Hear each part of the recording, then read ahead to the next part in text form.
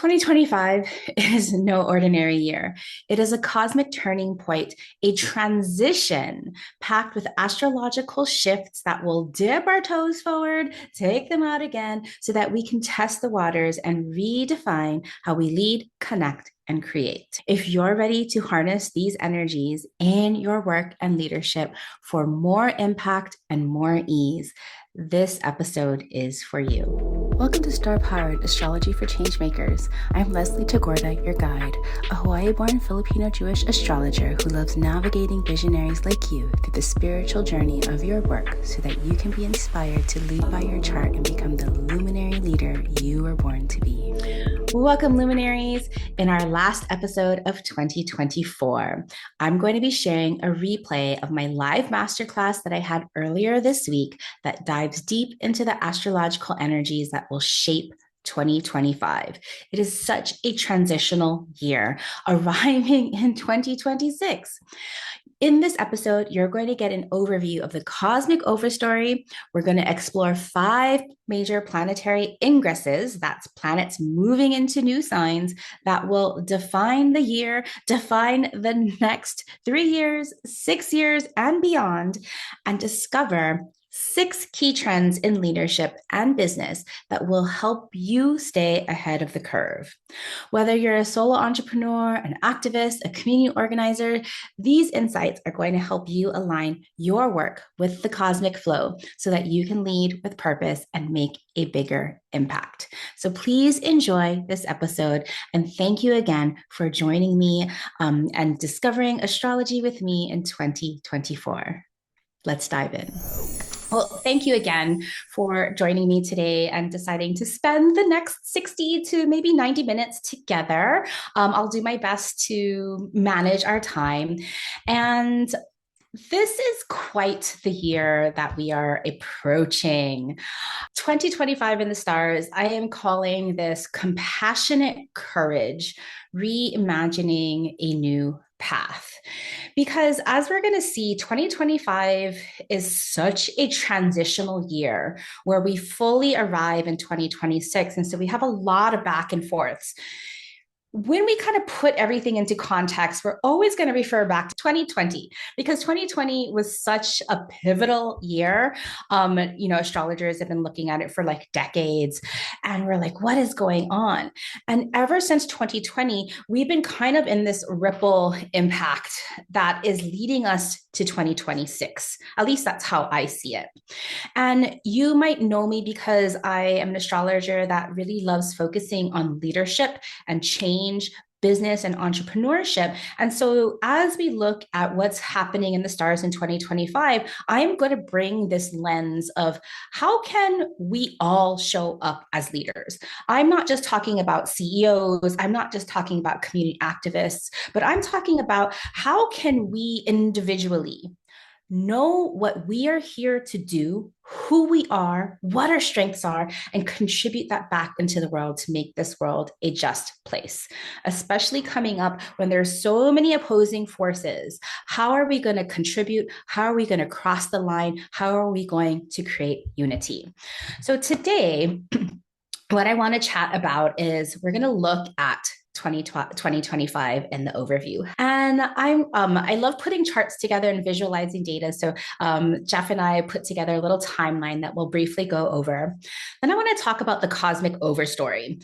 If you've been to my presentations before, I haven't ever talked about the astrology in this way before. So I hope that you'll get a lot out of this cosmic overstory, because this is the positions of the outer planets and where they are here and now in their aspects that are either helping support us or challenge us to make change or telling us we got this. So we're going to be looking at that cosmic overstory just to kind of orient ourselves and, put our finger to the wind and see which way the wind is blowing in 2025. Then we'll dive in a little bit deeper to the 5 astrological shifts that are happening this year. This year is not full of meetups or squares or trines, although there are those things that happen. But what's super prominent of this year is outer planets changing signs and meeting up in signs sometimes that we haven't seen since like the 1940s. and just kind of the impacts that we're going to have. But I don't want to leave it all doom and gloom. So we're going to look at how individually we can harness this energy and use this in our lives over, the decades that are coming up. And then this is totally new. I want to talk about like pragmatic ways and trends that I'm seeing from these stars in leadership and business so that you can begin to position your work and for 2025 to be ahead of the curve, to be able to catch that wave as it's coming forth, and to really be able to serve people in the way that they need to be served in 2025 and beyond. Let's go forward. If you've followed me before, you probably have seen this kind of timeline before where we're looking at some of the retrogrades and how they're divvied up in the year. Across the top, you can see that we have, all of our solstices and our equinox just marking the passage of the quarters of time. We have 3 Mercury retrogrades this year, mostly in fire, some back from fire to water. We start the year, we're currently in a Mars retrograde. So we start the year with the Mars retrograde, and then we have a Venus retrograde coinciding with a Mercury retrograde. And so this year we get all 3 inner planets going in retrograde. And so I'm really excited to kind of feel into what Mars and Venus will feel like. So just know that as we come into the Aries Ingress, the beginning of the astrological new year, March is going to be a really busy year. We're going to be going through a lot of internal shifts with these retrogrades, but then we also have our eclipse season. So our eclipse season's asking us to take those quantum leaps. And so the eclipses this year are a little bit different because we have our final Aries eclipse. We won't have another Aries eclipse for quite some time. The lunar nodes will be moving into Pisces and Virgo. So just like earlier this year, we had our first Pisces eclipse. Now we're moving into these Pisces Virgo eclipse seasons. And so I'm going to be talking a little bit about those eclipse seasons and what that has to do with those nodes. Regular retrogrades, but this is where I want you to kind of pay attention. At this bottom row, I have all of our outer planet ingresses. Neptune enters Aries, but Neptune re-enters Pisces. Oops, Pisces. So Aries, Pisces, and then Neptune finally arrives in Aries once and for all in 2026. So this kind of foreshadowing, this taste that we have for a few months of Neptune Aries, I want us to talk about that. We're going to dive deep into that. And so I want you to just kind of prepare yourself. What does that mean when a planet, just like Pluto has been like over the last few years, going back and forth between Capricorn and Aquarius, what that means for us? Now we have Neptune going back and forth between Pisces and Aries. Same with Saturn. Saturn dives into Aries, or flies into Aries rather, jumps into Aries. And then we also have Uranus. Uranus is leaving Taurus finally. Thank you, Luna. Uranus is leaving Taurus, moving into Gemini, but just dipping his toes and then coming back to Taurus. Now, all of these planets will fully arrive in Aries and Gemini in 2026. And so 2025, I'm already looking at 2026, and you'll hear me talk a lot about 2026 because this is why one of the reasons I chose that theme, like reimagining a new path, is because we're in such transition. We don't know what the path, or we know what the path is going to look like in 2026, so to say. But this year, we're going to be going back and forth and back and forth. The cosmic overstory. I love Malcolm Gladwell. Has anybody read his most recent book, Revenge of the Tipping Point? Malcolm Gladwell is an author and he writes a lot for the New York Times. He's written some books like The Tipping Point and What the Dog Saw. He wrote so many good books. But for the 25th anniversary of The Tipping Point, he was going to just kind of revise a few points, but he decided to rewrite the entire thing and then created these stories and then framed it of like, why do we get these pockets of like social epidemics where these ideas catch fire in these small little pockets. And he calls this the overstory. And so overstory is a term used from botany where it describes the canopy in a forest where, whether like the canopy is thick and not letting light through, or the different kind of animals and plants that live in the canopy and how it influences everybody in that area. Well, I wanted to look at this year's cosmic overstory, meaning where are the outer planets positioned and how are they aspecting each other? Because when I think of an aspect like Uranus trine Pluto, an aspect like a trine or a conjunction or a square is simply the quality of relationship. So if Uranus is here to revolutionize and Pluto is here to break through and Pluto is here to break down, well, break through and break down, it's in trine. So we should be easily churning through things that we need to break down those boxes, get rid of the compost, declutter. Right? Because ultimately, Uranus and Pluto, we need to let things go so that we can rise up. And so when we see a trine like this, whew, thank goodness. These two energies are working together to support us. Now, another big overstory that we're going to dive into much more is this conjunction between Saturn and Neptune. Now, Saturn and Neptune have a really weird synode. Is that how you pronounce it? The synode is basically the rhythm in which they meet. And where's my notes? Saturn and Neptune, they meet every 36 years. I was thinking Neptune and Uranus. I'll more on that soon. But Saturn and Neptune, they have been in the same sign in Pisces for the last 3 years, and they are both moving towards Aries and are going to be in the sign of Aries for another 3 years. So in all aspects, Saturn and Neptune coming together, Saturn, the process of mastery, turning doubt into mastery, Neptune, like dissolving and resolving are coming together. And so when we think about Saturn in mastery of compassion in Pisces, now Saturn, the mastery of self-actualization conjunct Neptune.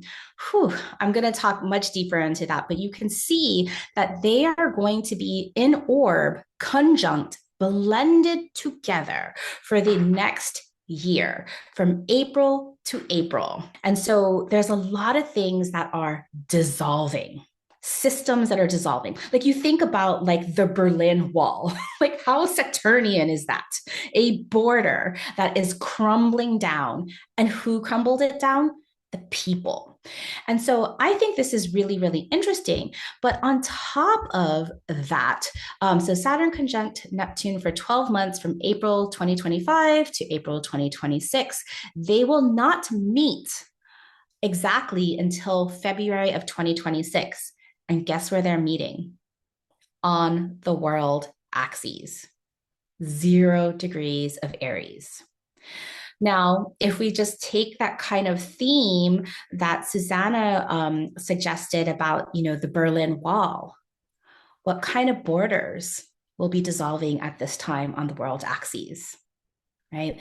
For me, I have this utopian dream of like Star Trek, where like, the Earth becomes itself and Stacey Abrams is the president of Earth. I don't know if you saw this episode, but that's my utopian dream. I'm going to hold it.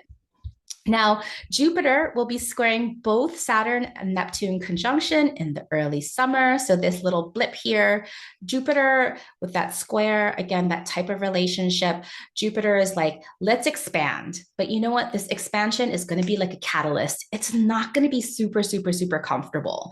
And so we will be having in early midsummer, challenges, but not bad challenges. I always see Jupiter as growth opportunities. Maybe these are not growth opportunities that we asked for, but these are definitely growth opportunities that we need. Now, coming back to something that is not on this chart, now I'm thinking I need to update this chart and add this, is this idea of Neptune in Aries. Right? Remember, Neptune is moving into Aries at the beginning of the year, and Uranus in Gemini. Now, Aries, Gemini, the sextiles, I don't have these sextiles shown in here, but just thinking about Neptune and Uranus only meet every 170 years, and they're going to be in a sign sextile. The last time they met was also in Capricorn, a few years after that, 1989. But starting this year, they're both going to be in the same signs that they were during the American Revolution, where they coincided for 4 years between 1862 and 1866, only 4 years during the American Revolution. So many themes from the American Revolution that we're going to be covering further on, so I won't get stuck there. But at this time in our current modern world, they will be in the same sign in 2025 for 5 months, and then again from 2026 until 2033, until Uranus leaves Gemini. So imagine the change and the transformation that, the American Revolution was one thing, but like across the world, there were a lot of different revolutions going on there. And that was only 4 years. And this time we have 8 years of this. And why does this matter? Because we are going to see disruptions and innovations, the expansive, rapid expansion of communications, technology. Like we're already seeing this. AI, machine learning. We're going to see collective change, just like the movements from the American Civil War, just the tensions being between progress and old systems. We are already feeling this. We're feeling that push and pull between, the right growing power, the left pushing back. What's going to happen? I think we are going to have to find unity and cross party lines, figure out how we can work together. We're going to be having more of pioneering spirits. So maybe there's going to be more exploration in our world, space exploration, ocean exploration. Aries is bold energy, and Neptune and Gemini is agile, like fast fueled breakthroughs in science and social structures. So how is this going to work? I do hope that with Neptune and Aries, we're going to inspire bold, compassionate visions, while Uranus and Gemini will accelerate technical revolutions like AI and decentralized communication. Okay, I think decentralized communication is going to become a really big theme, decentralized and secure communications, especially when people are not trusting the big social media companies anymore. Okay, so for all of this, radical breakthrough in how we connect and communicate. And I'm going to dive into that a little bit deeper. So I want you to see this these as cosmic currents that we are all riding this year. So we are ripe for getting rid of all the things that we no longer need so that we can break through. We are ripe for self-actualization with compassion because of the Saturn and Neptune. And then Jupiter, just, encouraging us along, saying, this isn't what you want, but this is what you need. Okay, Overstory. So let's dive in a little bit deeper and talk about the 5 big ingresses, specifically ingresses, these astrological alignments, planets or energies moving into new zodiacs, new archetypal energies for us entrepreneurs, change makers, and leaders. Now, the first one that I want to talk about, of course, is the lunar nodes changing their axes into Pisces and Virgo. North node in Pisces, meaning this is where, the lunar nodes are simply calculations where the moon's orbit intersects with the ecliptic. on Earth. So, like, kind of the sun's path as presented on Earth. And so, these lunar nodes represent, at least in Western astrology, the North node represents our collective stretch potential, what we need to consciously and mindfully choose. And the South node is what we need to, like, not get stuck in.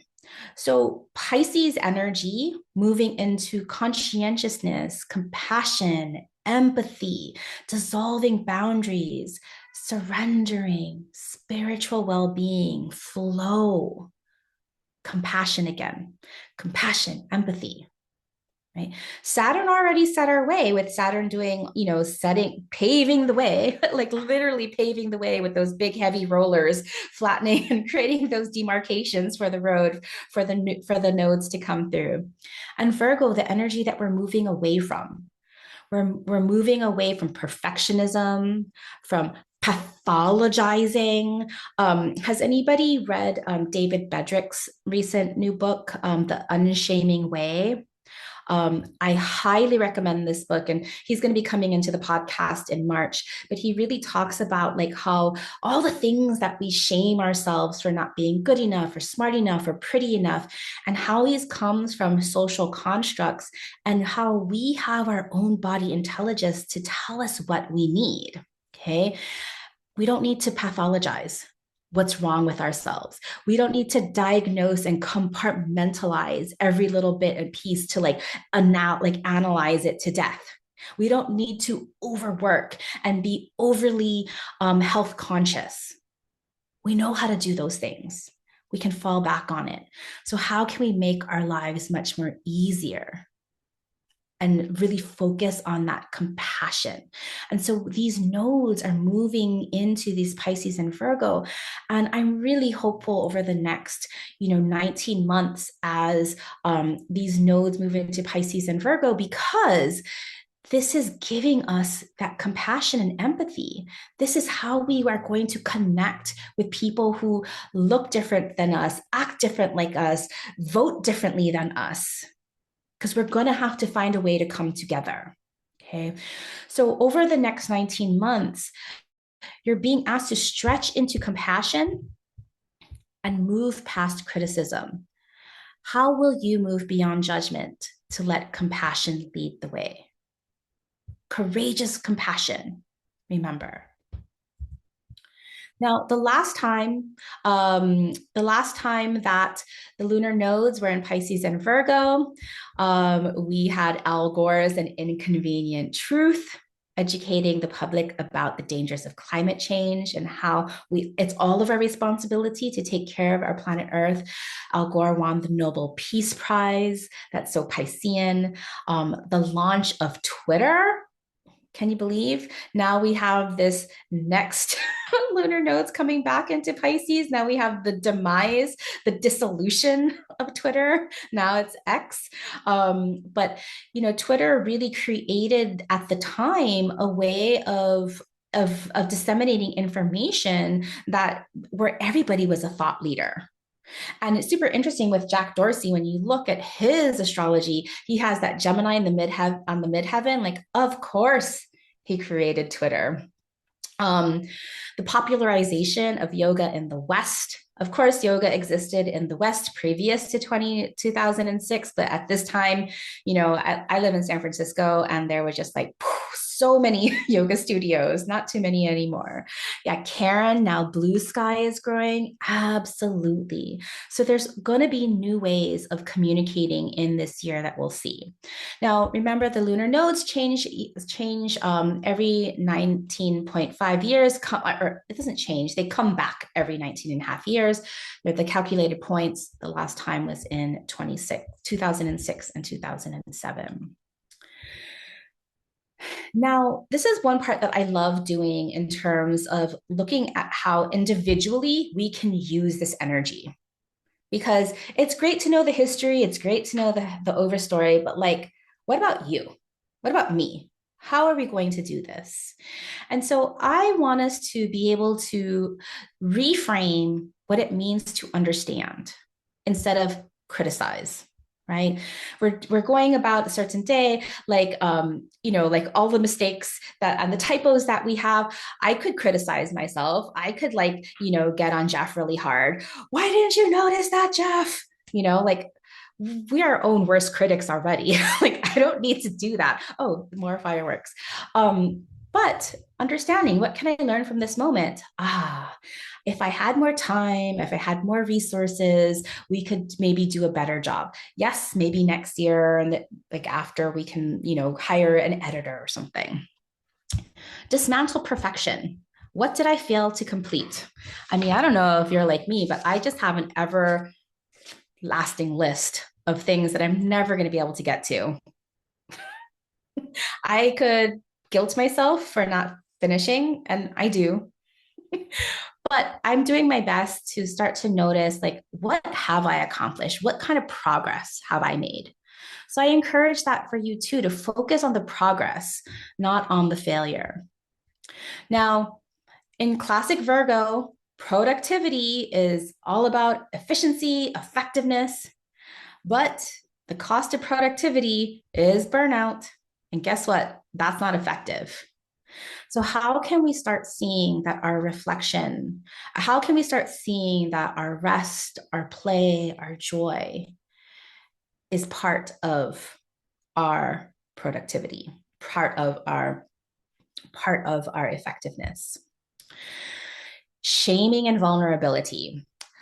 Next time, I think I might want to bold this because David Bedrick's book, again, I'll be referencing this so much because it made such a difference in the way that I think about myself, the way that I think about my partner, the way that I approach my clients when working through places that we've been stuck, right? I'm so stupid. I keep on doing this. What is wrong with me? We are moving away from that. We are moving towards vulnerability. It's okay to make mistakes. It's okay to be messy. It's okay to show up exactly who we are, strengths, weaknesses, the whole shebang. We're moving away from controlling every detail and moving into trusting the process. Okay, so Neptune enters Aries for now. I'm calling this Forge Your Compassion. So, for the next 13 years, I can't do the math right now, 16 years, however many years. Ooh, Serena, that's when you got to live in Paris. Maybe you'll be taking another adventure. But Neptune in Aries. The Neptune process, of course, is to transcend, to dissolve, to unify, to see that we are all interconnected. We are all immersed, just like when we're making our smoothies or like our butternut squash soup. Something that's just turning out so much beautiful when everything is blended. Neptune also has the ability, that magical ability that storytellers and movie makers and photographers can do, that takes us out of our current reality and puts us somewhere else temporarily so that we can fantasize. And Aries energy, getting started, knowing yourself, being your best self, being an advocate, being competitive without hyper competitivity. We're not talking about hyper individualization, but we're talking about you being bold, you knowing that you are here to lead.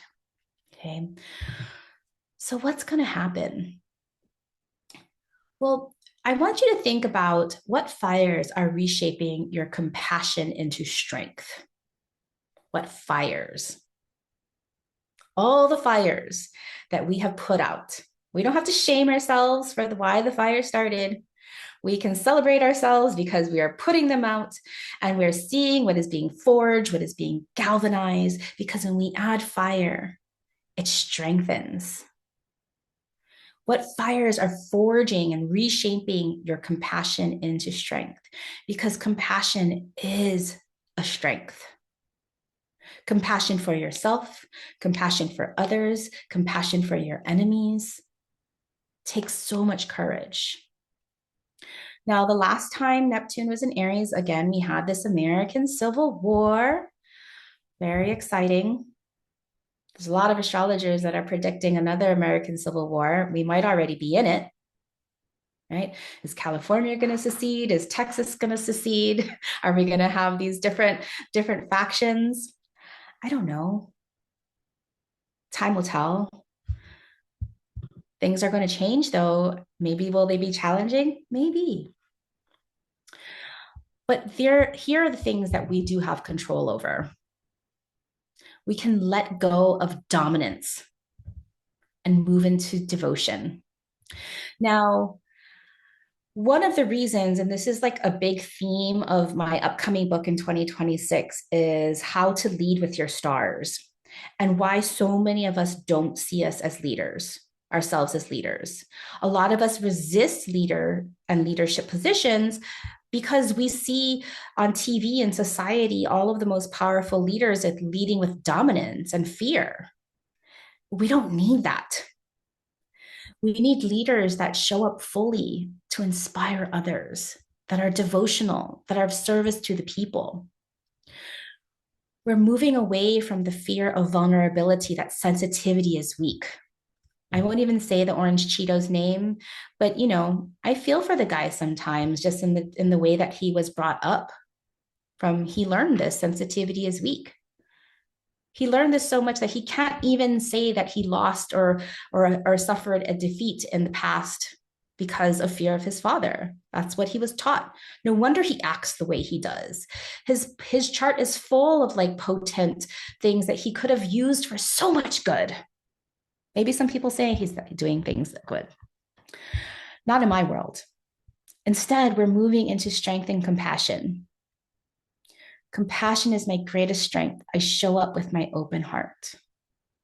This is something that I've been really, really wanting to flex my muscle in lately, is showing up in vulnerability and compassion.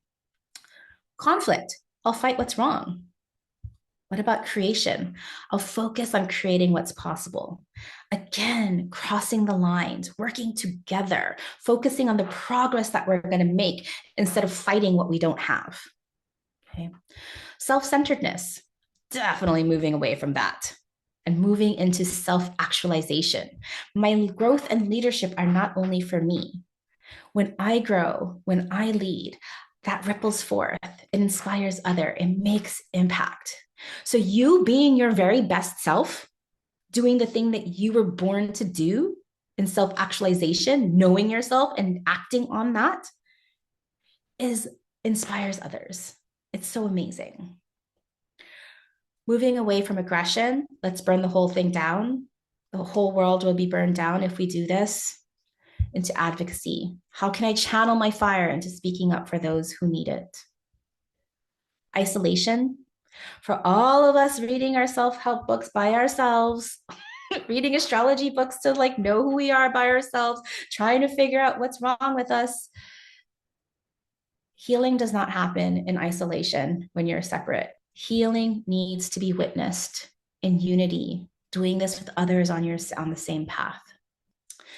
Okay, let's move on. Saturn also in Aries.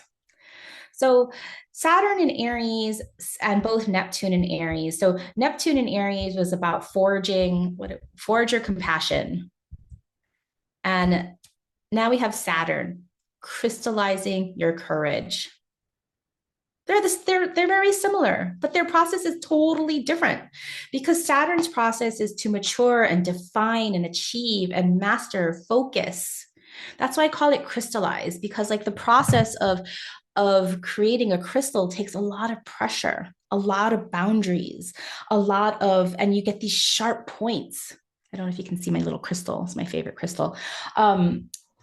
But you have so much clarity because you've prioritized things. And so how do you want to define, strengthen, and utilize your courage to self-actualize? Because you know what? Knowing yourself and becoming your best self, it's scary. I've talked to many, many, many clients over the course of many, many, many years. No judgment, myself included. I'm still not organized. I'm still wait till last minute to do everything. But right, I'm still stuck there. That's okay. And for those of us that are still stuck, instead of becoming our best self and our best actualization, Maybe what kind of courage do we need to look at what we need? Maybe we don't need what we've been trying to chase. Maybe we need something else that we've been too afraid to go after. Maybe we're chasing the things that we should be doing instead of like being courageous and telling our parents, no, I don't want to become a doctor. I want to become an actor. That takes courage. Okay. And so with Saturn in Aries over the next 2.5, 3 years, I want you to really know who you are and what you need to become your very best self, to define yourself, to write your own story. Saturn is the ruler of authorship, authority also, but authority is the author of your own story. Now, previously, Saturn every 29 years. So maybe you're going through your Saturn return. Maybe you're going through your second Saturn return. Maybe you're going through your midlife Saturn opposition. I think all of us can feel some kind of Saturnian pull. The last time the rise of individual expression on the internet began, I was part of the first .com. That's when I first moved to San Francisco. And I remember being on modems and being, dialing up and like talking online and, getting my AOL Messenger and talking to people all over the world and really defining who I was. That was fun. Back in like the late 60s, counterculture. And World War II, we don't really think about just all of the progress that it was made in individualization. Like people were still, kind of homogenous, but women were coming out into the workforce. There was much more individual contributions. And so really finding that courage to be ourselves. And so let that be the model of what we want to do this time around. So we're stopping seeking approval from others. We don't need others to validate with us. I trust my own decisions. My courage comes from within, not others' opinions. Avoidance. This is too hard. I'm going to deal with it later. This is classic me. This is the one that like really speaks to me most. I need to confront my challenges, not kick it down the line. I have the courage to face this now, to send that email now, to look at my bank statement now. every step I take brings me closer to a resolution. Fear of failure. What if I fail? I'm not ready to take responsibility. Focus mastery. Every challenge I accept sharpens my skills and brings me closer. I will learn and grow from this. Overextending without boundaries, instead of saying no, helps you fully show up for what truly matters. Evading, I don't want to take the blame if things go wrong, so I'm just not going to do it. That is not a leadership move. Integrity is taking responsibility. I stand by my actions, and even if it doesn't turn out the way that I intended it to turn out, I will learn and take responsibility.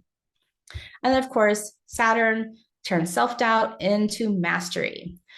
Now, this is much more specific because this is also one of the ones that I next time I'm going to bold, honoring lived experiences, because Saturn oftentimes is putting other people on a pedestal, is giving power to people that we think are above us. And in fact, Saturn is here to show us, show you, show me that my lived experience is valuable.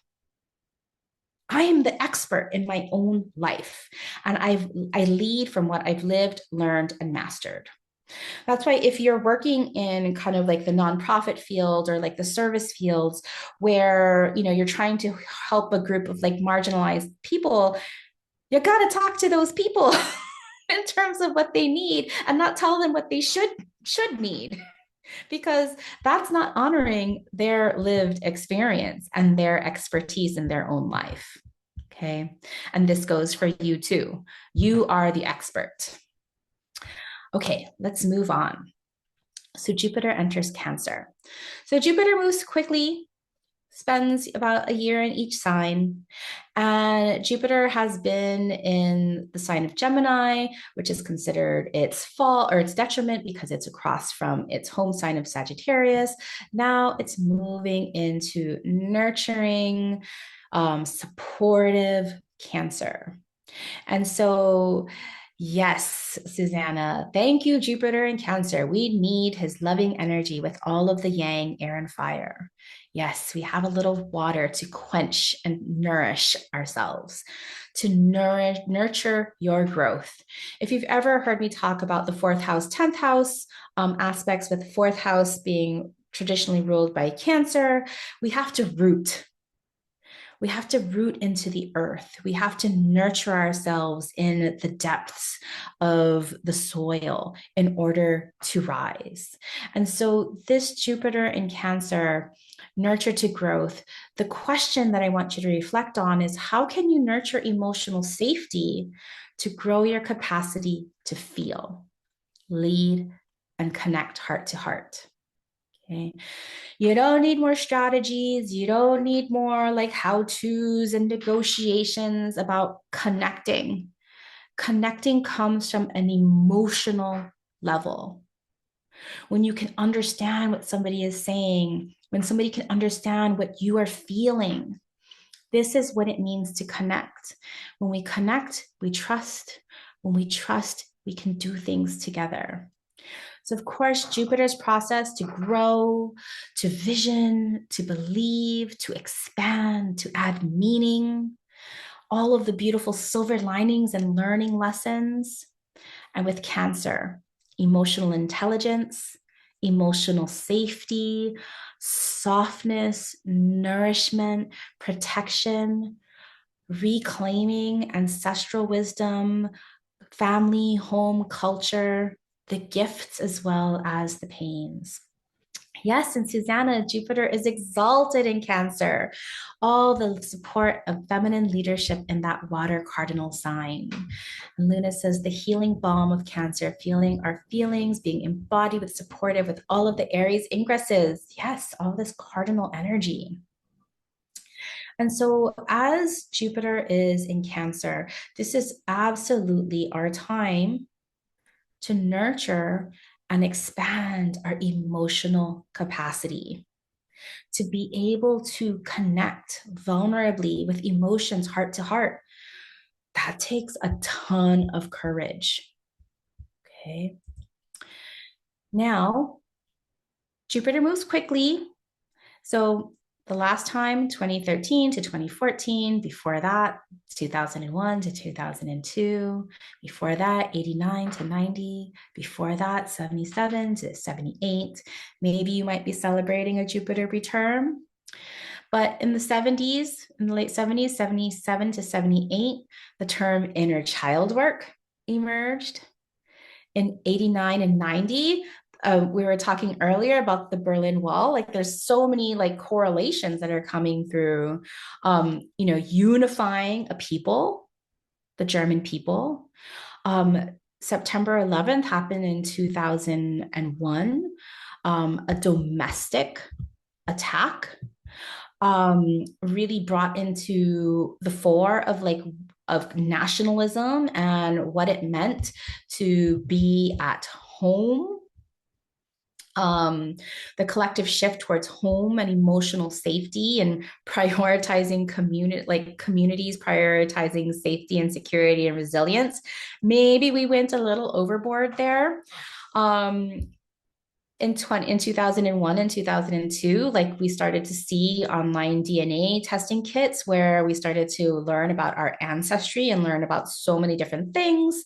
That's kind of starting to fall apart now because of security reasons. 2013 and 2014, we saw the rise of mindfulness and emotional well-being, especially in the technology sector. I don't know if anybody ever used Headspace app. And 2014 in Nigeria, kind of the big moment, a global outcry to protect and nurture kidnapped Nigerian schoolgirls, which emphasized collective responsibility for safety. And so we can see the double edged sword here with Jupiter in Cancer. There's this idea of safety and security, but sometimes we go too far. Okay, so we'll talk about this in kind of the reframing section.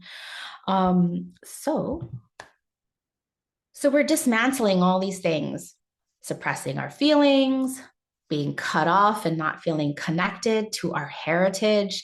I mentioned this one a lot. This is being of Filipino and Jewish ancestry. I have a lot of shame, or I had a lot of shame around being Filipino and being Jewish. And so for a long time, I just dismissed all of that part of myself. And I later learned that was called colonial mentality. And once I started to learn about that shame and started to deconstruct that shame, I started to feel more pride about my heritage and all of the wonderful things that come from both my Jewish and my Filipino heritages. And so maybe you feel that cut off from your roots somehow, whether this was due to immigration or whatever it might have been due to. How can you reclaim and foster your roots and cultural ties? Um, Forcing change versus softening into growth. I know I used to always push, push, push, push and try to make things fast and be like super impulsive. And this is really a detriment instead of going at our own pace. Because a lot of times, especially like when we're working with astrology, when I'm working with my clients, understanding our moon, understanding our needs, understanding our emotional needs and what we need from our business allows us to soften. Because when we can be soft, this is when things grow. If we're always trying to force things, we start to like block and hold ourselves back and put up walls. So we need to soften into growing. Now, this comes back to what I was talking about earlier about the exclusion, as Sky says, the idea of our safety to the exclusion of safety of others.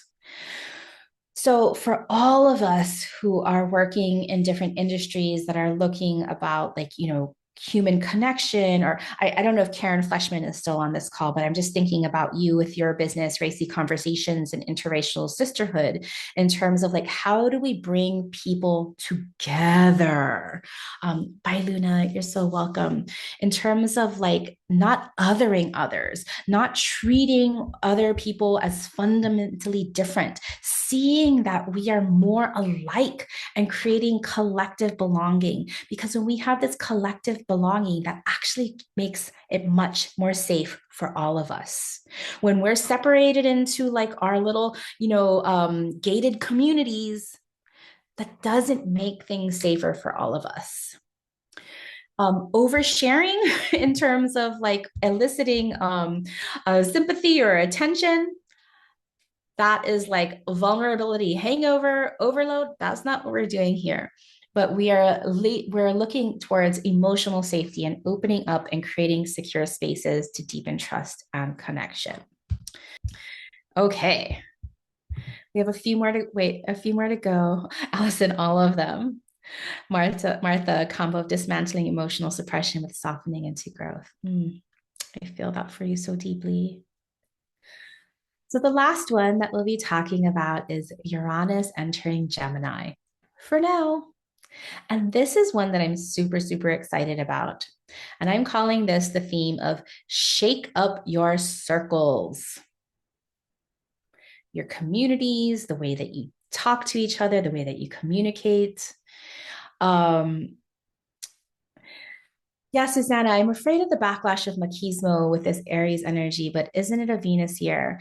You know, the only thing that we can do is be our very best selves and have control over what we can control. And this allows us to keep our mind and our vision and our path, our eye on our path. And so, you know, we can easily get stuck into the fear of some of these aspects and these alignments of, once every since like World War II or the American Revolution, there are going to be conflicts.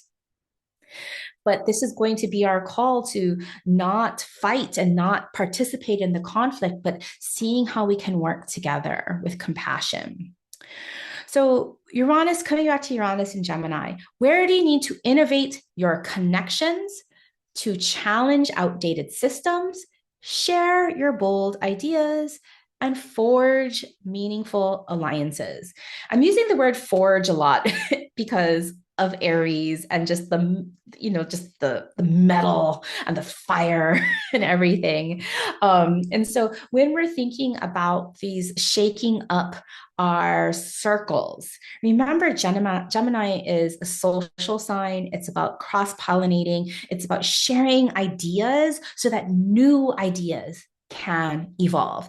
It's about being curious and working within your neighborhoods. Now, yes, Gemini is about who are the people in your neighborhood, like your close travel, but our neighborhoods are global now.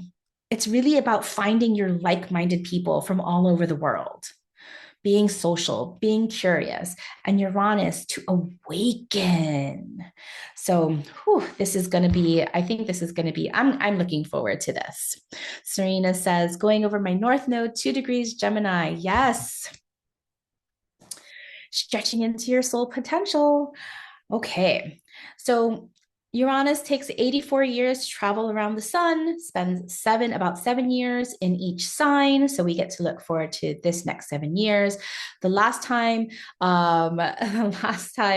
Uranus was in Gemini, we had global upheavals, technological breakthroughs, and revolutionary shifts in communication and community structures. So, of course, in the last time, there might be, some people might have parents or grandparents or great grandparents that are still alive that can remember World War II. Maybe not. But World War II, there were so many advances in the war machines and weapons and technology, but even just how we communicated and TV. And then American Civil War, which keeps on coming back, had the invention of the telegraph revolution, where there was instant communication between the North America and Europe that had never happened before. It made the world smaller. And then also in the Civil War, we had the abolition of oppressive systems. We could do it some more. Social justice is not complete yet, but we abolished slavery during the Civil War. Florence Nightingale was a nurse at the time, and she innovated in the Crimean War. She innovated and systemized a better way of nursing that focused on sanitation and structured care. Yes, so Poland still recovers. So many of us are still recovering. It's so hard. All of the remnants that are now coming back. And when coming back to Florence Nightingale, she reshaped how societies viewed caregiving and community health.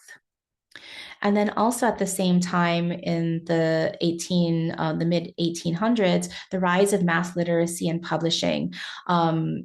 Printing technology was able to mass produce newspapers, books, educational materials, and more people were able to had literacy and able to share ideas and engage in public discourse. And so imagine what's going to happen now with Uranus and Gemini. What are some of the themes that you can imagine us expanding into on this spiral journey? So for all of us, it's time to update your communities. Are you in communities with people who don't share your same values or your same vision? Okay. Find your online communities, offline communities. It's time for meaningful cross-pollination. Share your ideas. Nobody will steal them because they're the way that you do them, nobody can do them like you. Disrupt leadership. You showing up as a leader, me showing up as a leader is truly a disruption in leadership. Innovation takes courage. How can you shake up your circles? By maybe presenting new ideas and approaches.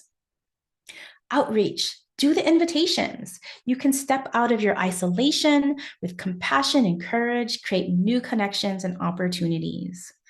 Revolutionize your voice. Do not stay silent.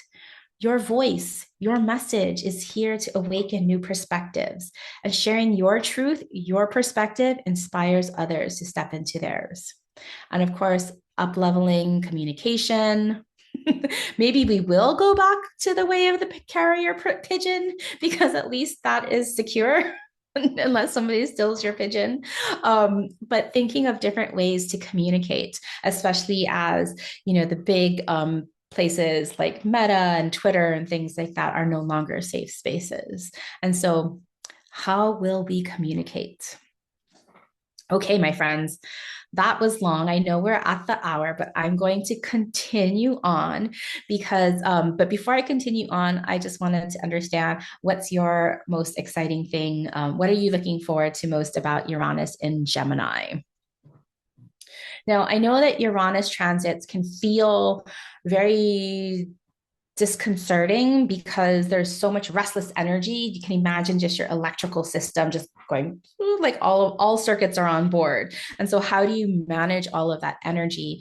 I'm just thinking about personally for me, my Gemini rising, which is at a later degree of Gemini, but having Uranus cross through an angle is always very exciting. Tammy says, dismantling staying silent really speaks to you. Beautiful. Allison says, awakening my voice in aligned communities with meaningful collaborative sharing. Beautiful. Susanna says, internet edutainment. Armand and Dee Dee say, revolutionizing your voice. Martha Drury says, I have some reflection to do around my avoidance of community and connection, being around energy conversion.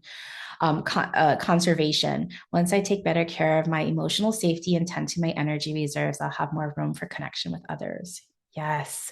So beautiful, Martha, to know yourself like that. And remember, start small, start with your small community, start with one person, two people, three people, get, comfortable in small groups, and then you can expand later. But definitely always being witnessed and being in community, you're going to go so much further than being by yourself. Okay. So thank you everyone for sharing. And so I want to dive into this next section because this is something that I'm changing up that I haven't presented in this way before. And so if this is for you, if you have a business or I hope you have some kind of business or see yourself as a leader, because these are the trends that I see coming down the line. Now, again, I don't like to be predictive. I'm not saying like this is going to happen because who knows what's going to happen.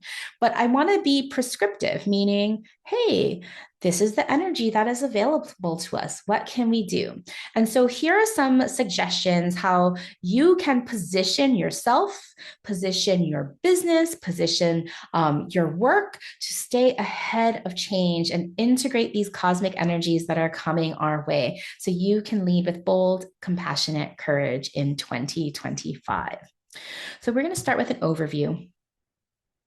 And then we're going to dive a little bit deeper into each one of these.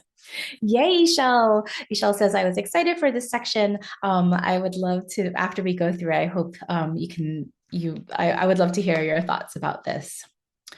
So I have 6 trends here, and we're going to dive into each one individually, but I just have them as an overview here.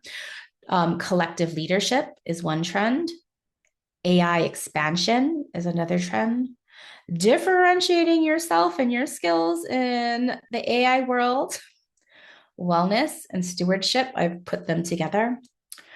Home and caregiving, and innovations in craftsmanship. So let's take a look. So I want to start off with collective leadership. So remember we were talking about shake up your circles, Uranus and Gemini, Jupiter and Cancer. Being with others is a fast track for anything, a fast track for emotional healing, a fast track for getting ideas to market, a fast track of getting your word and brand awareness out there. And so for all of this, yes, Ishel, collective leadership is fascinating with Pluto in your 11th house now. The industries that are going to really be impacted are community platforms, membership models, professional associations like unions and networks, and advocacy groups. Now, I recently started joining a bunch of astrology associations, and I was really afraid to join these astrology associations because I was like, well, who am I as an astrologer? I know that sounds really ridiculous, but I had some massive self doubt. And all of a sudden, going into these different associations, I am seeing how people are really taking to this version of my version of astrology. And so at first, I was really doubtful that I didn't have anything to offer. And this might be you too, that prevents you from going to conferences or joining these different networking groups.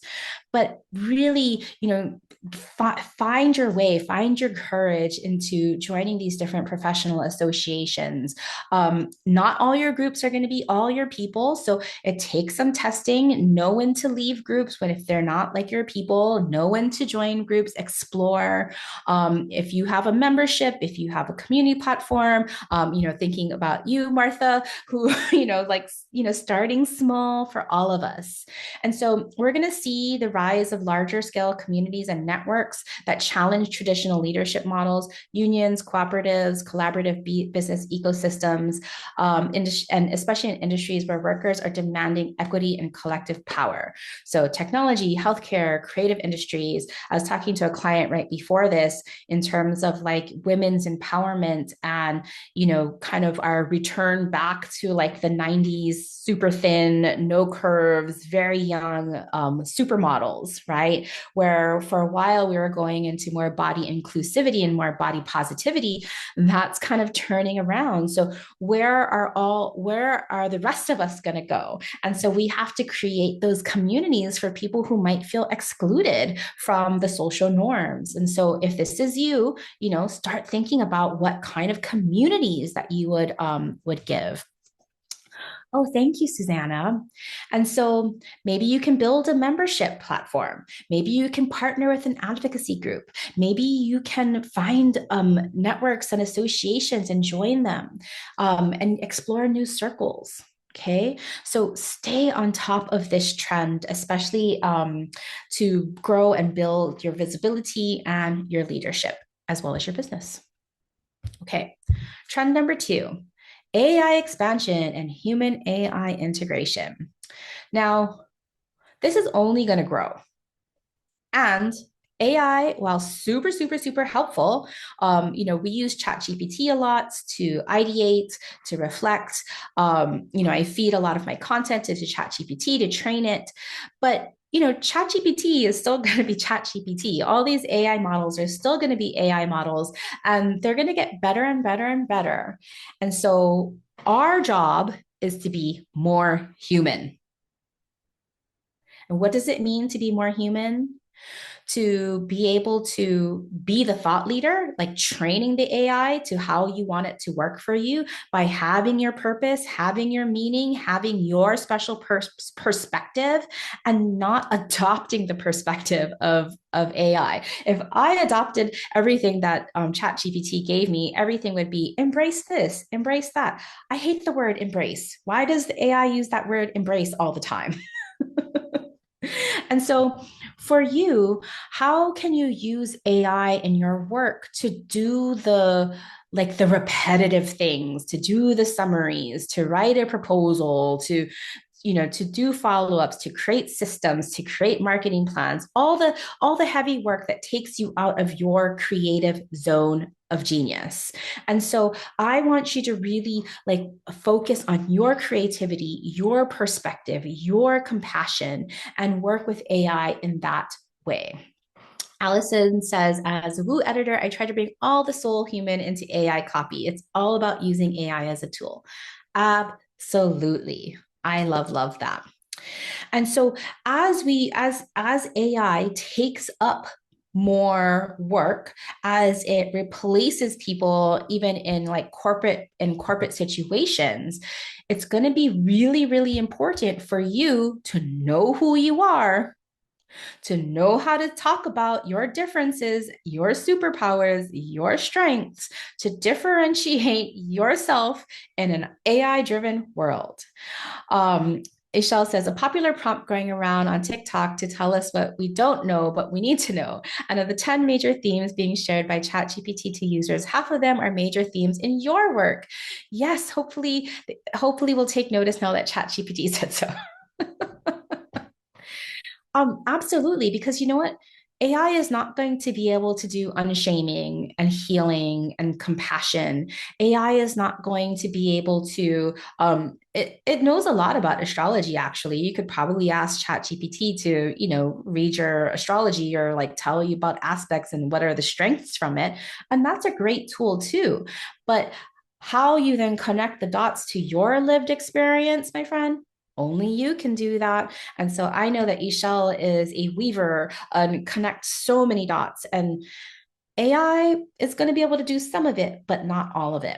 And so for you to know yourself and create your own personal brand or your business brand based on your values, based on your leadership and your lived experiences, all of us here in like the healing and the coaching, branding, marketing, we are going to really be able to need to differentiate ourselves so that we can connect to the hearts of our clients versus like having our clients just go to AI to do all of the work for us.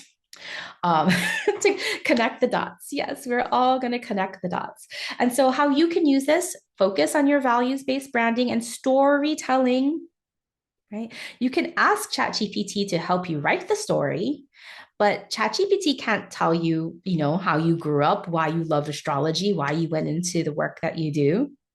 Lean into your lived experience and your unique voice. Remember, this is going back to one of those, I think it was Saturn and Aries, like your self actualization, your lived experience. That is you. Okay. Nobody can take that away. That is your expertise. Offer services that allow people to know themselves.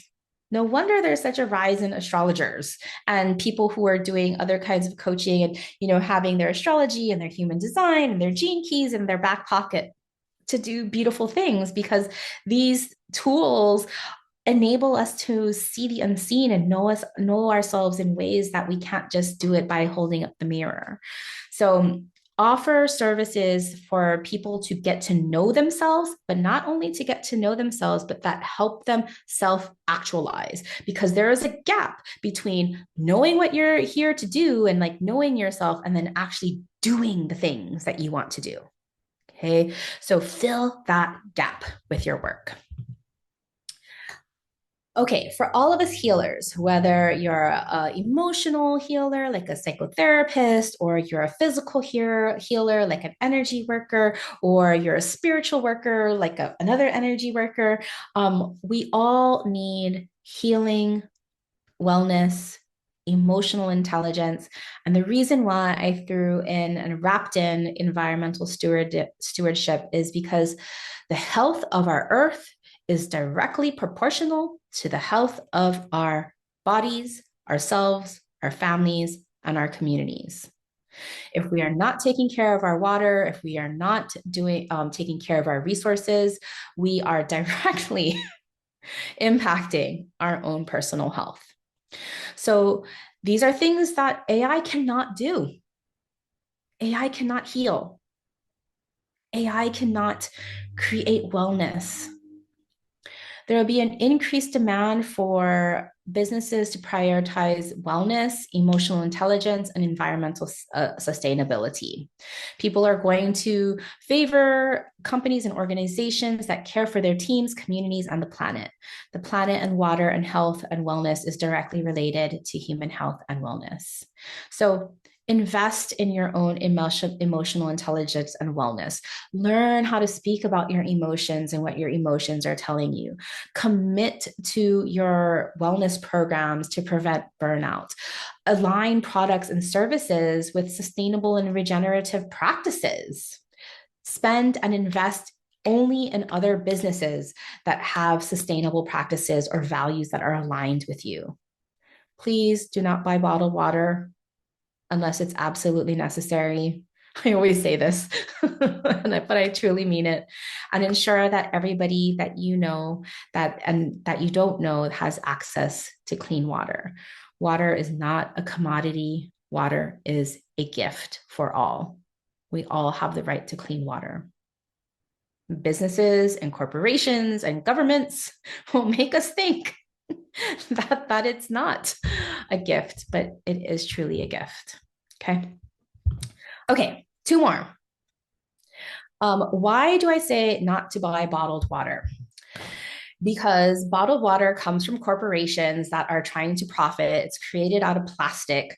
There's so much plastic waste, and they're creating a false sense of urgency when access to water rights should be available to all of us. Now, you might live in a place where there is not access to clean water, and you might have to buy water, but you're better off with buying some kind of jug that you can do filtered water and then refilling your own filtered bottles instead of like just buying tons of plastic.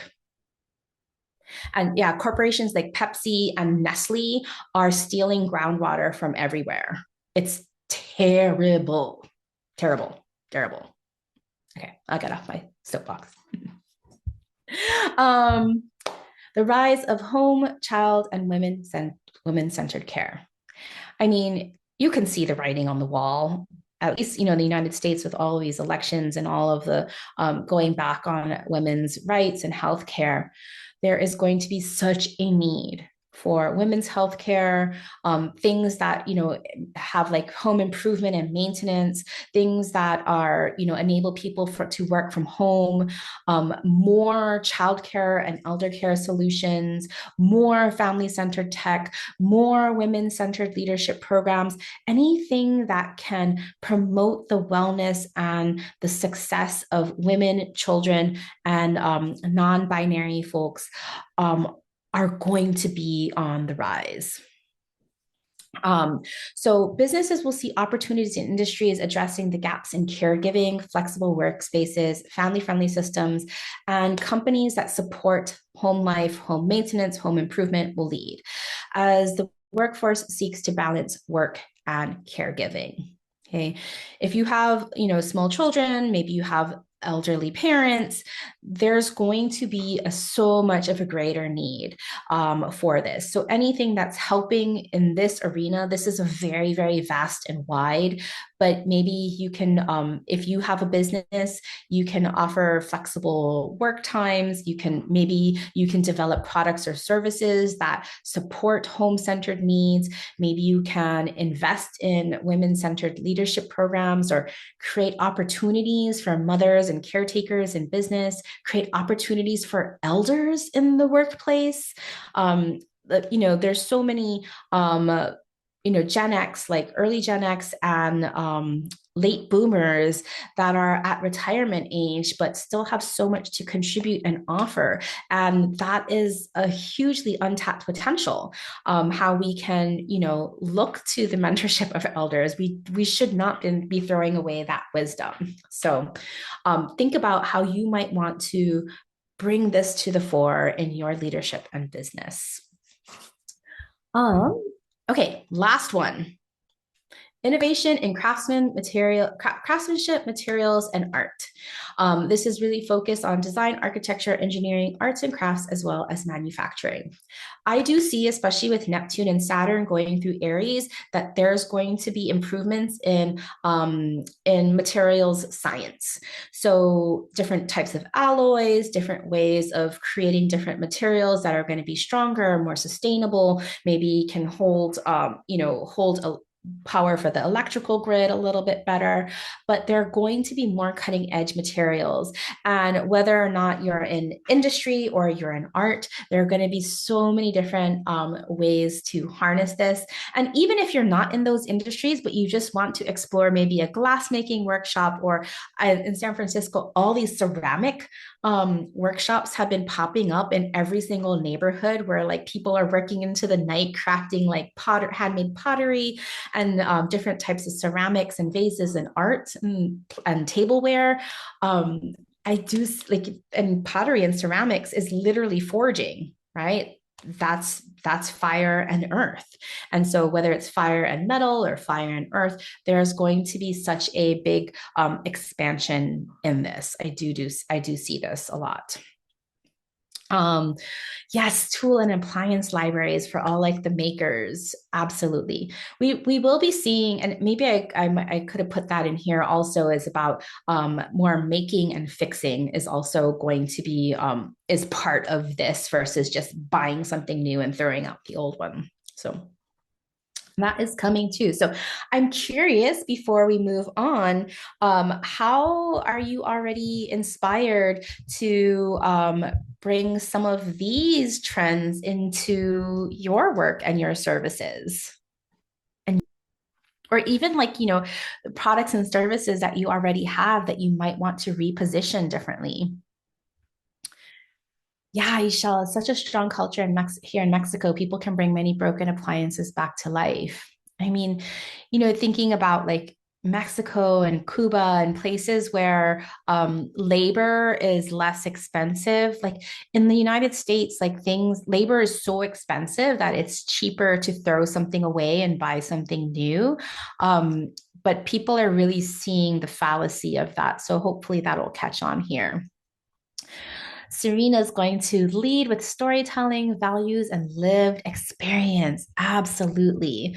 Denise is going to position your practice as a therapist somehow differently. Yes, I've been excited working with you, Denise, on that, just in terms of like how you're really here to support families. Tammy says wellness for sure. Martha says, I'm curious about my strong aversion to using AI. Yeah. Susanna is going to make a membership community. Now, I wish I had your chart in front of me, Martha. Some people are early adopters and some people are late adopters. Some people after all these years still never signed up for Instagram or Facebook, and it could just be a total personal preference in terms of using AI or not. But again, just like how we were talking about like being in community, about just taking like these baby steps, testing out the waters, seeing, asking AI to maybe do a simple thing. Like Jeff and I use AI a lot in terms of like, I'll create a podcast and I'll upload the transcript and ask AI to write the description and write a blog post for me and like write some ads for me. And then we take it, we edit it, and we clean it up. But that saved us like 2 hours of work. And very, very, very grateful for that. Susanna says, I'll make my membership community. Allison says, storytelling, values, and lived experience in connection with various generations, learning, growing, mentoring. So much wisdom there. So, you're so welcome, Serena. So, coming back to the theme that we opened up with, compassionate courage, reimagining a new path. This year isn't just about keeping up with change, it's about leading the way. The cosmos is on your side, and these trends will help you work with the energies, not against them. So, how can we flow with the current? I want you to lead with impact in this transitional year of 2025. Focus on collaboration, human connection, authenticity, care, and innovation. It is a big, big year. Denise says, I've been wanting to write books. I was always hopeless, which I thought I was hopeless at, but I can see the energies are encouraging this now. Absolutely. I love that you're feeling that call, Denise. Vanessa says, thank you. You are amazing. Thank you, Vanessa. You are amazing. Now, before we end, if in the new year you happen to want to work with me, I have a couple of different ways to work with me. I'm going to be taking my writing sabbatical because my book manuscript is due in March, and I have a dirty, dirty, rough draft right now that I need to fine tune and get that through. So I'm going to be taking some writing time at the beginning of the year. But in the end of January, on January 23rd, we'll be doing Vision Star Lab. It is is a way of looking at your own natal chart so you can star chart your success for mastery, that's Saturn, breakthrough, Uranus, and expansion, Jupiter in 2025. So we'll be looking at where those three outer planets will be transiting your chart and reflecting on what you might want to do with that energy. So it's not your typical planning. This is instead visioning, creating the vision that you'd like. And my membership, Star Powered Circle, is ready to start its third year. But instead of starting it with the calendar, the Gregorian New Year, I'm going to change it and start it with the astrological New Year. And so we're going to be opening doors to new members in Aries season. If you want to get onto that wait list and join all of these global astrology loving change makers, this might be that community and circle for you. So you can head on over to starpowered.com/circle and get on that wait list. So you'll be updated when we start opening doors and promoting for Circle 3.0. So that is all I have for today. I would just thank you so much for staying with me this long. I know that it's already at the 90-minute mark, but I want to stay on a little bit also and chat if you have any questions or comments or feedback. So let me stop sharing. So thank you again, everybody, for being here. All right, let's chat. And if you have a question again, and you don't want this rebroadcast on YouTube or the podcast, just let us know and we'll cut that out. You're welcome, Denise. Cassandra, you're welcome. Gretchen, yes, welcome. And Martha. Yay, Armand, Didi, thank you. All right. Well, oh yes, you like my Saturn and my Santa wearing on a unicorn. I just want to say that was a lot. And that was really appreciated because that was a lot of information. And I'm like, yes. And wow, I'm going to have to listen to this several times. You'll get the access to the slides so that you can kind of review through. But yeah, it was a lot. Do you think I guess I could have just focused on the 6 trends, but like you know me, No, I no, want to it share was everything. great. I wasn't saying it was too much. I was just like, yay. I feel like I have some really good direction. Beautiful. Thank you, Rhonda. Athena says, what is your self-care regulation toolkit for this year? Like me personally, Athena? Yes. Okay. Well, Athena's in my community and circle, and I have been very transparent about kind of my mental health journey over the last year. And so I've been feeling super overwhelmed and kind of battling a little bit with some depression, but I think my depression is purely from just being overwhelmed and doing so much. So my personal self-care regulation toolkit is I found a therapist that I'm going to be working with over 12 weeks. I think it's called like a CBT therapy. And I'm going to start there and then just really practice more time off and just play. I've been prioritizing work over play for too many years, and it's been such a detriment. So that is for me. What are you going to do, Athena? Susanna says, so great. I will do a forecast in German next week.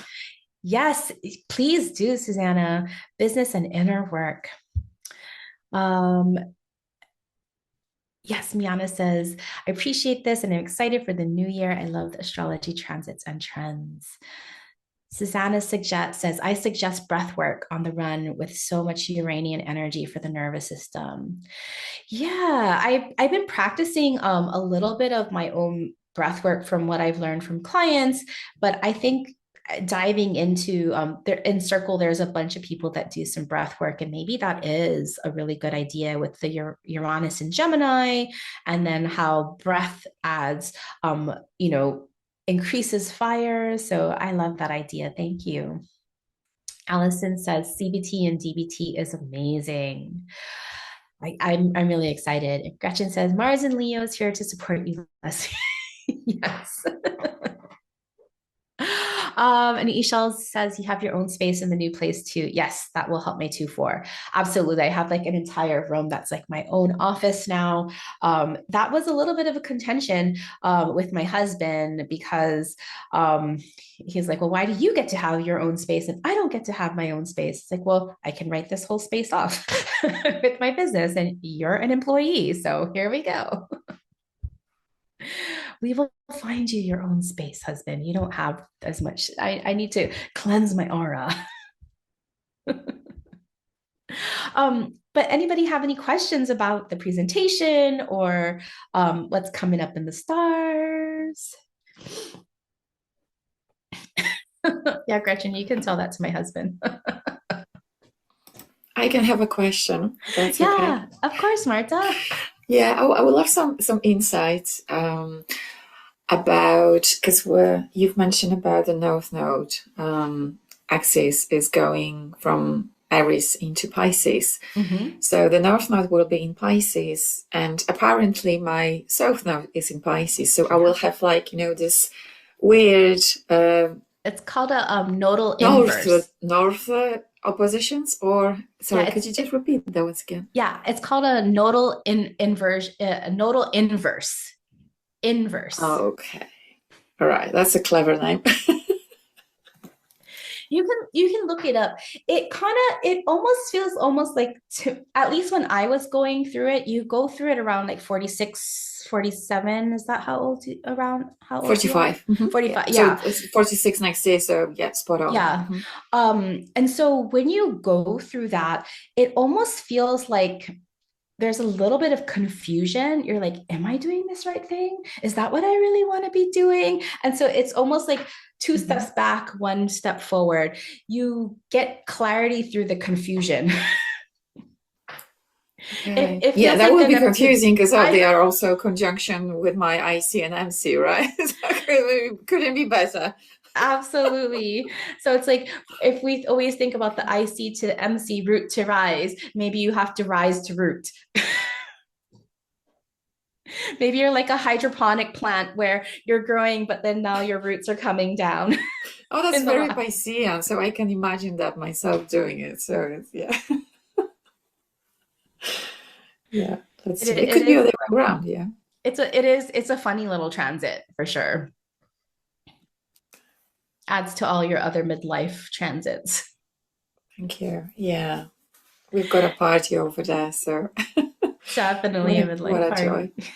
But thank you for today. I love, and I don't think, the last part was the most important one because it syncs better when we have this upfront information where we are going from to what. So no, don't be.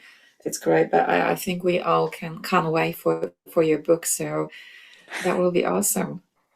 Thank you. Well, if I may add, it's been super interesting writing the book and why I've been like so entrenched in 2026 is that I've been, looking at the astrology of 2026 to inform me of like what does this book need to like who does this book need to speak to in 2026, so kind of like writing to people's future selves versus like the self that they are now. And it has been kind of like messing with my mind a little bit. But I can see, everybody's going to be Pluto and Aquarius. We're going to have, all these transits that are going back and forth between Aries and Aries and Pisces and Gemini and Taurus. Like all of the groundwork, the foreshadowing of this year is really like leading us up to fully arrive in 2026. And so when we think about just like chapters in history, like 2020 is going to be a chapter, 2026 is going to be the next chapter.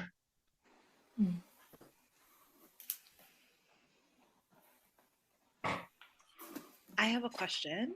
Yes, about about really the 8th house, because my 8th house is Aries, and so these will be transiting that 7th house, 8th house.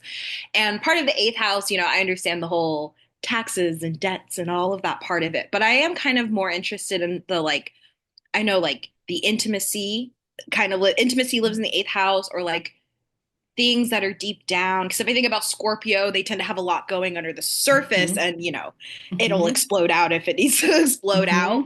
And so I don't have Scorpio, I obviously have Aries, but those same themes are there. So I was just curious about like these transits in the eighth house, because I don't know, I find like it's mysterious, much like the 12th, kind of those secrets live there Yeah. too. The eighth house is like, it's like the 12th house, like very, very misunderstood a lot of times. The eighth house is still a money house. And I talk about the money house, not in terms of like actual money, but in terms about values. Okay. Okay. And so to me, when you have a lot of eighth house, when any of us have a lot of eighth house transits or eighth house pileups, we're investigating another layer deeper of like, do I really value that? Do I really value that person? Do I trust what I value here? And so the trust part comes in because as you go deeper and deeper and deeper, like thinking like if you're like a scuba diver or something like that, you have to have trust in your machinery that you're going to still be able to breathe the deeper and deeper that you go, that you're still going to be safe. And so as I think about Saturn and Neptune going through your eighth house, you're going to really learn to trust yourself. You're going to really learn to trust all those deep parts that maybe you haven't been wanting to dredge up and look at. And so it's going to be a powerful time for you because you're going to be diving deep in introspection and learning to trust all those parts of yourself. Interesting. Okay. That makes sense. Yeah. I know I have a pileup of planets in Aquarius too. I think right now Pluto's on top of my Saturn, and then it'll be Mercury, and then it'll be Sun, and then it'll be my moon. And so, yeah, I feel those transits of like learning how to trust myself coming in. So, yeah. And trust your voice. Trusting my voice? No, probably. I know. That's one thing that next year is going to be a big thing for me, is like being more public, because this past year I've really hermited myself in a lot of ways. Classic, I think Virgo rising, the hermit card is the tarot card for Virgo. And so a lot of hermiting, and same with all that Aquarian energy. So that makes a lot of sense with learning to trust myself and trust my voice. Did you have a 2-4 transit in HD? No, but I definitely agree with Ishelle about your own space, because you can be free of pressure from other people. For sure. And I wanted to echo Marta about, I agree. I think having both parts of this was really helpful. The first part really did, I think, set up how to think about the second part. So, I wasn't overwhelmed by all of the information. I know that sometimes can be like a concern. Is this too much or not enough? But I thought it was great. So I just want to let you know. Well, thank you, Jamira. Thank you. Lisa in the chat says, thank you so much. Super amazing, affirming, and super helpful. So have a good night. Beautiful. All right. Any more questions? All right. Well, my friends, you're so welcome, Tammy. This was such a pleasure. I didn't know how this was going to turn out, but it sounds like it turned out really well. Thank you, Jeff, for working through your not feeling so well, and thank you everyone for listening and staying in time. It's been so lovely to see familiar faces and new faces. It brings me so much joy. And if you're watching this on the replay or on YouTube or listening to the podcast, thank you, and have a most beautiful new year filled with compassionate courage. All right, my friends, talk to you soon. Bye for now. As a human design projector, my energy shines more brightly because of people like you who share my work. If you enjoy this podcast and want to help build a movement of innovative astrology and leadership and spark the intuitive revolution, please rate and review this podcast on Apple Podcasts, or better yet, share this podcast with your change-making besties. We will all shine brighter together as we create the future we want to see.